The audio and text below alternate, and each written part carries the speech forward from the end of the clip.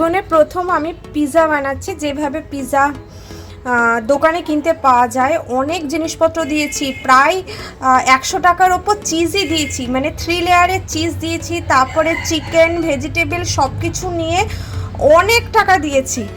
এবার মানে অনেক টাকা দিয়ে জিনিসটা বানিয়েছি। জিনিসটা যদি পারফেক্ট না হয় আমার খুব কষ্ট হবে, বাট লুকস ডেলিশিয়াস। এবার লুকস দেখে তো আমার পেট ভরবে না, আমার টেস্ট হওয়া চাই, টেস্টি হওয়া চাই আর কি। তো আমার কাছে তো মাইক্রোওভেন নেই, নর্মালভাবেই বেক করতে বসালাম, যেন হয় ঠাকুর, যেন পারফেক্টই হয়।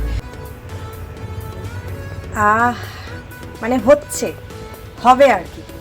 এই যে সাইডগুলো সব ফুলতে শুরু করেছে, জাস্ট 5 মিনিট বেক হলো। আর একটু ফাইনালি আমি পিৎজা বানাতে পেরে গেছি, মানে একটা যুদ্ধ জয়ের মতো হচ্ছে ফাইনাল লুক। কি পাতলা বেস, ওপরে একদম ভর্তি করে টপিংস চিজ, দারুণ লাগছে খেতে।